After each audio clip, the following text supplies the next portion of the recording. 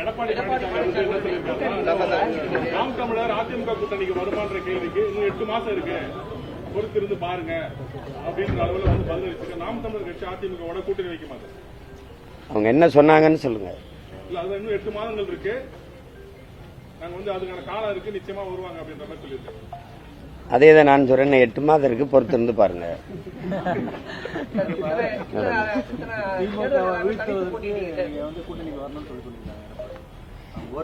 திமுக சொல்லுது பிஜேபி வரவிடாம வீழ்த்தணும்ட்டு. அது ஒரு அணி. திமுக மறுபடியும் வரவிடக்கூடாது, அதை வீழ்த்தணும்னு அது ஒரு அணி.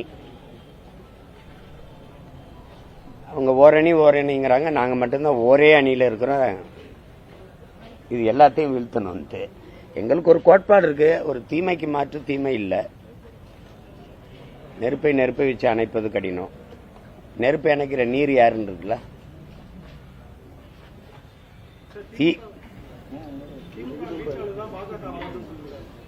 யாரு?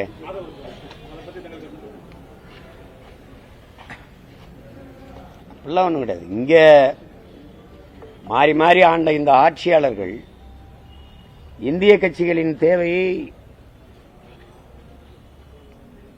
ஏன் ஏற்படுத்துறாங்க?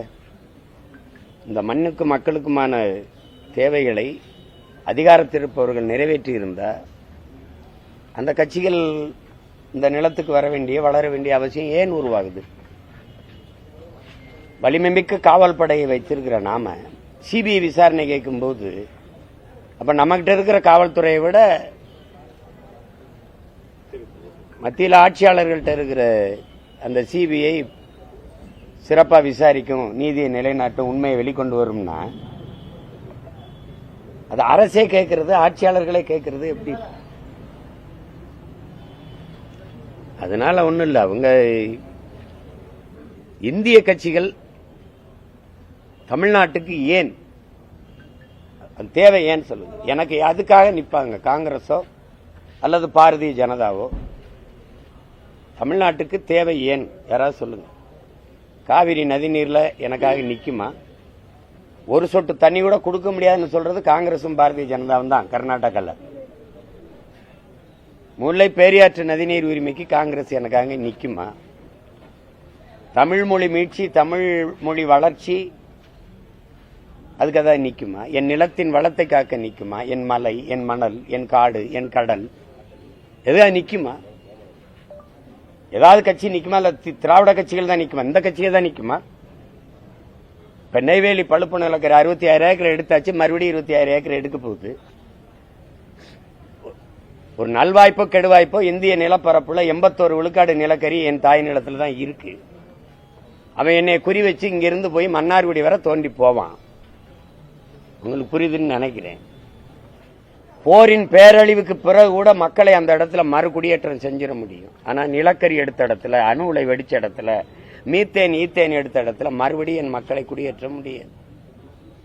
அப்ப இருக்கிற கொஞ்சோண்டு நிலப்பரப்பு வாழ்விடத்தை இழந்து சொந்த நாட்டிலே நாங்க அகதிகளாக்கப்படுவோம், நிலமற்ற அடிமைகளாக ஆக்கப்படுவோம். அதை பற்றி இந்திய கட்சிகளுக்கு கவலை இருக்கா? இல்ல திராவிட கட்சிகள் தான் போராடுமா? அப்ப இது மொத்தமாவே வீண். இதுல வந்து நான் கேட்கறது சொல்லுங்க, இந்திய திணிச்சது யாரு? முதல்ல கல்வி மாநில உரிமை, அதை எடுத்துக்கிட்டு போனது யாரு? எடுத்துக்கிட்டு போகும்போது இங்க அதிகாரத்தில் இருந்தது யாரு? மருத்துவத்தை பொதுப்பட்டியல் கொண்டு போனது யாரு? மொத்த வரியும் சரக்கு மற்றும் சேவை வரியும் சுருட்டி கொண்டு போன பெருமக்கள் யாரு? நீட்டுங்கிற தேர்வை திணிச்சது யாரு? அதை எதிர்க்காம இங்க கையெழுத்து போட்டு வரவேற்றது யாரு? தமிழ்நாடு தேர்வாணையத்தில் டிஎன்பிசியில யார் வேணாலும் வந்து எழுதிக்கலாம்னு கையெழுத்து போட்டு கொடுத்த கட்சிகள் ஆட்சிகள் இது. நீங்கெல்லாம் சொல்லுங்க யார்? மீத்தேன் ஈத்தேன் என் நிலத்தை சுரண்டி என் பூமி தாயின் ஈரக்குலை இதய தருத்து வளத்தை சுரண்டிட்டு போலாம்னு கையெழுத்து போட்டு கொடுத்தவன். கேரளாவுக்கு வரும்போது அணு உலையை மறுத்து திருப்பி அனுப்பும் போது என் நிலத்தில் வைக்க அனுமதி கொடுத்தது யாரு? அந்த அணு உலையை திணிச்சது யாரு? இங்க ஏற்றது யாரு? 10,000 ஏக்கர் டால்மியாவுக்கு சேலத்தில் எடுத்து கொடுத்தது யாரு? எடுத்து கொடுத்தது யாரு? பரந்தூர் விண்ணூர்தி நிலையத்துக்கு முதலா இடத்தை கொடுத்தது யாரு? ஏடிஎம்கே. அதுல கட்டியே தீரணும் வானூர்தின்னு துடிக்கிறது யாரு? டிஎம்கே. கட்டியே தீரணும் துடிக்கிறது பிஜேபி. இந்த கட்சிகள் கொள்கையில எதுல மாற்றம் கண்டுபிடிச்சிங்க? அப்புறம் சும்மா ஒரு நாடகம் தான். பிஜேபி எதிர்க்கணும். எதுல எதிர்க்கிறீங்க? புதிய கல்விக் கொள்கை இல்லையா, இல்ல இந்தி எதிர்ப்பு இல்லையா, இல்ல மதவாதத்திலையா? எதுல எதிர்க்கிறீங்க? அம்மையார் ஜெயலலிதா இருக்கும்போது நடக்காத RSS பேரணி திமுக ஆட்சியில தடையின்றி நடக்குது. ஒரு ஆர்ப்பாட்டம், போராட்டங்கள், மக்களினுடைய நியாயமான கோரிக்கை கூட போராட அனுமதி மறுக்கிற இதே திராவிட முன்னேற்ற கழக அரசு, திராவிட மாடல் அரசு, ஆசிரியர் பெருமக்கள், பகுதி நேர ஆசிரியர்கள் நிரந்தர பணிக்காக போராட வரும்போது கூட அனுமதி தராம தூக்கி அரங்கத்துக்குள்ள அடைச்சு வைக்கிற இந்த அரசு, RSS பேரணிக்கு தடையின்றி பேரணி நடத்த, பொதுக்கூட்டம் நடத்த, திருப்பரங்குன்ற மலையை காக்க போராடுகிற இந்த கட்சிகள், ஆட்சியாளர்கள், குறிப்பாக பாரதிய ஜனதா, மேற்கு தொடர்ச்சி மலையை வெட்டி எடுத்துட்டு போவதை கேரளா, அதுக்கு ஏன் எதிராக போராட வரல? அந்த மலையை விட இந்த மலைக்கு இருக்கிற புனிதம் என்ன? அப்படி சொல்லுங்க, நீங்களாம் சொல்லுங்க. சும்மா பேசுவாங்க. பாரதிய ஜனதா கட்சி, காங்கிரஸ் எனக்கு எதுக்குன்னு சொல்லுங்க. இதுக்காக காங்கிரஸ் இருக்கணுங்க, இதுக்காக பிஜேபி இருக்கணும்னு. இந்திய ஒற்றுமை, அதுக்கா இந்திய ஒற்றுமை, தேசிய ஒருமைப்பாடு, இறையாண்மை பேசுற காங்கிரசும் பாரதிய ஜனதாவும் இந்திய கட்சிகள். கர்நாடகா என்று வரும்போது கர்நாடக மாநில கட்சியா, இந்திய கட்சியா? யாராவது சொல்லுங்க. என்னுடைய பேட்டியை கேட்டுக்கிட்டு இருக்க பொதுமக்கள் சொல்லுங்க, அறிவார்ந்த மக்கள் சொல்லுங்க. சொல்லுங்க. தண்ணீர்னு கேட்டா அடிச்சு விரட்டுற அதிகாரம், ஒரு சொட்டு தண்ணீர் தமிழனுக்கு கொடுக்க முடியாதுன்னு சொல்ற அதிகாரம் இந்திய இறையாண்மை ஒருமைப்பாடை காப்பாற்றுதா? என்னோட பழுப்பு நிலக்கரி, என் நிலத்தின் வளம் எல்லாருக்கும் போது, என் நிலத்தில் இருக்கிற அணு உலையில் இருந்து மின்சாரம் எல்லாருக்கும் போது, அணு உலை வெடிச்சா சாவு எனக்கு, பயன் எல்லாருக்கும். என் நிலத்தில் தோண்டி எடுக்கப்படுற எரிகாற்று, பயோகேஸ், மீத்தேன், ஈத்தேன் எல்லாருக்கும். என் நிலத்தின் வளம் எல்லாருக்கும் பொதுவா இருக்கு, நரிமணம், பெட்ரோல் எல்லாருக்கும். ஆனா அவனவன் வளம் அவனவனுக்கு. என் நிலத்தின் வளம் எல்லோருக்கும். நான் இறையாண்மை ஒருமைப்பாட்டுக்கு நிக்கிறானா? இந்த கட்சிகள், ஆட்சிகள், இந்த மாநிலம் நிக்குதா? யார்கிட்ட பதில் இருக்குதுக்கு? யார்கிட்ட பதில் இருக்கு? என் மொழி சிதைஞ்சு அழிஞ்சு போச்சு. எங்களுடைய இறைவன், எங்களுடைய கோயில், எங்களுடைய இறைவன் முருகன், சிவன், மாயூன், அதாவது பெருமாள். இந்த கோயில்களிலே தமிழ்ல வழிபாடு இல்லையே. திருமாலை பாடிய ஆண்டாள் கோயிலேயே, திருவில்லிபுத்தூர்லயே ஆண்டாள் கோயிலேயே தமிழ்ல அவ பாசுரத்தே பாடுறது இல்லையே. தமிழில் பெருமாளை பாடிய ஆண்டாள் கோயிலேயே ஆண்டாளுடைய பாசுரங்களை பாடுவதில்லை. இதுக்கு பிஜேபி பேசுமா? திருச்செந்தூர் முருகன் கோயில்ல தமிழ்ல குடமுழுக்கு கேட்டு முருகன் பேரன் சீமான் பிரபாகரன் மகன் போறான்னா, இல்ல இந்திய ஒருமைப்பாடு, தமிழ் வளர்ச்சி இதெல்லாம் பேசுற திராவிடம் பேசுதா? இல்ல இந்த கட்சிகள் பேச்சாராது? பேசுமா? 13 லட்சம் பேர் தேர்வு எழுதி, தமிழ்நாடு தேர்வாணையத்தில் எழுதிட்டு வெளியில் நிக்கிறான். யார் வேண்டாலும் வந்து தமிழ்நாட்டு தேர்வாணையத்தில் தமிழ்நாட்டு வேலை வாய்ப்புக்கு தேர்வு எழுதலாம்ங்கிறத கொண்டு வந்த பெருமக்கள் யாரு? அப்படி நான் மகாராஷ்டிரா எழுத முடியுமா? பீகார், குஜராத்தில் எழுத முடியுமா? இல்ல கர்நாடகா, கேரளா, ஆந்திராவில் எழுத முடியுமா? வாய்ப்பு இருக்கா?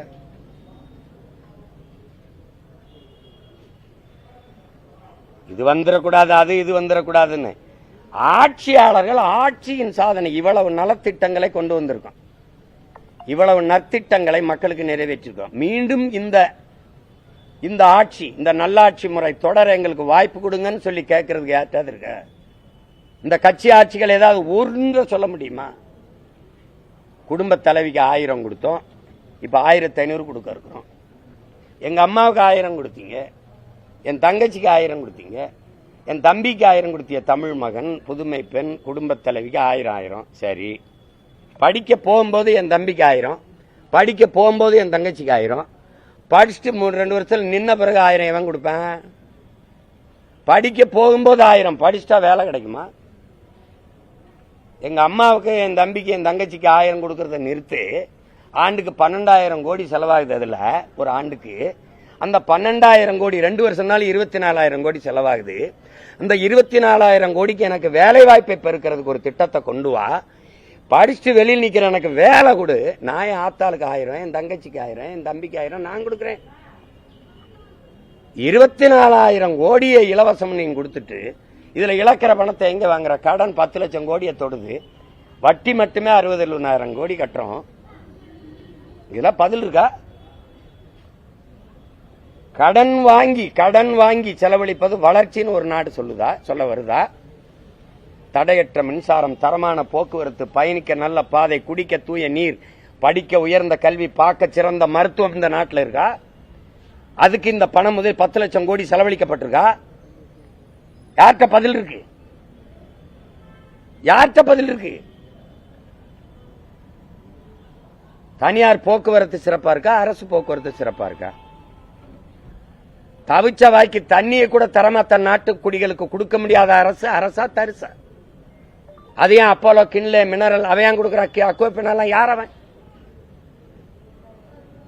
போக்குவரத்து ஒழுங்கா இருந்தா ஊபர், ஓலோ அந்த முதலாளி எந்த நாட்டுக்காரன்? எந்த ஊருக்காரன்? ஆன்லைன் வர்த்தகம் பண்ணி பல கோடி குடும்பம், 2 கோடி குடும்பம் பிழைச்சுக்கிட்டு இருந்துச்சு. இந்த ஆன்லைன் வர்த்தகம் அவன் யார்? அந்த முதலாளி எங்க இருக்கான்? கண்ணுக்கு தெரியாத ஒரு இடத்துல இருந்து காற்றை வியாபாரம் பண்ணிட்டு இருக்கான். அந்த முதலாளி யார்? யார் அவன்?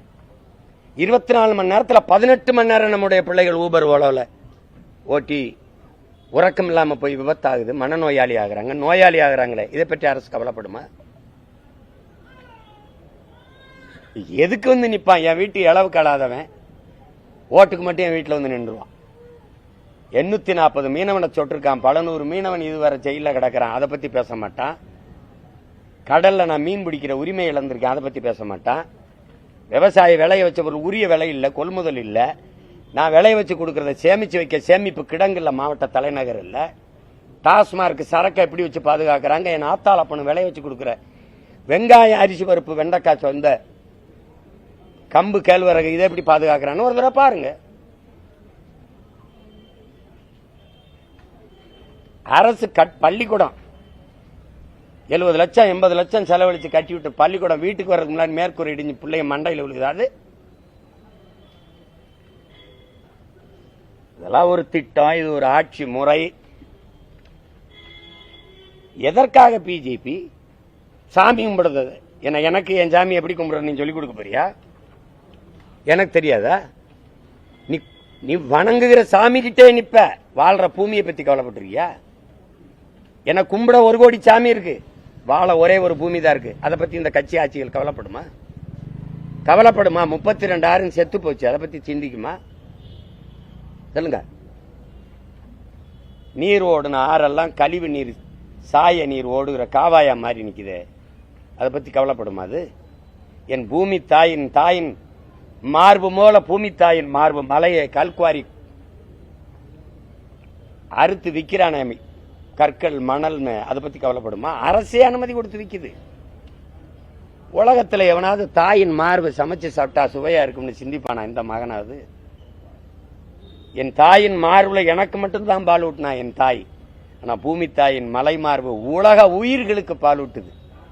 அதை போய் அறுத்து வீசினா மலை இல்லைன்னா ஒரு நிலம் பாலைவனம் ஆயிருங்கிற அடிப்படை அறிவியல் உயிரியல் உண்மை கூட தெரியாத ஆட்சியை கொடுத்தது யாரு? வீடு எப்படி கட்டுறது? எத்தனை ஆயிரம் ஆண்டுகளா இந்த பூமியில என் முன்னோர்கள் வாழ்றாங்க. இப்படிதான் மொத்த ஆத்து மணலை அள்ளி வித்து மலையை பூரா மணலா வித்து என் புண்ணர் கட்டினானா? அப்படிதான் கோட்டை கட்டி ஆண்டானா என் முன்னவன்? எங்க வீடுகள்லாம் அப்படிதான் கட்டியிருக்கா? எம்சாண்டு மலை மணல்ல தான் கட்டப்பட்டிருக்கா? மலையை வெட்டி ரோடு போடுவா, மாலையை கட்டுவா, வேகமா கார்ல போடுவா, வீட்டுக்கா சுடுகாட்டுக்கா? எங்க போற வேகமா? எங்க போற? சுவாசிக்க காத்து இருக்கா? காற்றை சுவாசிக்கிறியா? கந்த தூசியை சுவாசிக்கிறியா? குடிக்க தண்ணி இருக்கா? தண்ணீரா விஷமா? பிறந்த குழந்தை 3 வயசு குழந்தை 4 வயசு குழந்தைக்கு புற்று வருது, ஏன் வருதுன்னு எந்த அறிவியல் அறிஞன் எந்த மருத்துவ மேதை நிரூபிப்பான்? தாய்ப்பாலை தவிர எதவும் இல்லாத குழந்தைக்கு எப்படி புற்றுநோய் வருது? கஞ்சா குடிச்சா, அபின் போட்டுச்சா, கொக்கைன் பிடிச்சா, புயல பயன்படுத்தா, சுருட்டு குடிச்சா, சிகரெட் குடிச்சா, வெத்தலை பாக்கு படிச்சா? இல்லையே, எப்படி வந்துச்சு?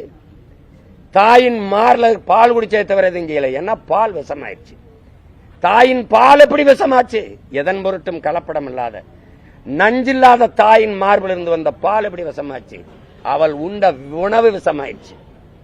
உணவு எப்படி விஷமாச்சு? கண்ட கண்ட பூச்சி மருந்துகளை, நச்சுகளை விதை உரமா போட்டு பூச்சி மருந்துகளை, உயிர்கொல்லிகளை கொண்டு போய் பூக்கள்லையும் காய்கள்லையும் கொட்டி விஷமாக்கி சாப்பிட்டு எல்லாம் 100 மரணத்துல 95 மரணம் புற்றா இருக்கே. காரணம் யார் சொல்லுவா? பணக்காரன் நோய் எதுன்னு கேட்பான் எங்களுக்கு ஒரு மதிப்பெண்ணுக்கு, சர்க்கரை நோய்னு எழுதுவோம். இன்னைக்கு சர்க்கரை நோய் பணக்காரன் நோயா? எல்லாருக்கும் இருக்கிற ஒரு நோய் எதுன்னு கேட்டா சர்க்கரைன்னு வருது. இப்போ அந்த அளவுக்கு போய்கிட்டு இருக்கு. அதை பத்தி கவலைப்படுமா?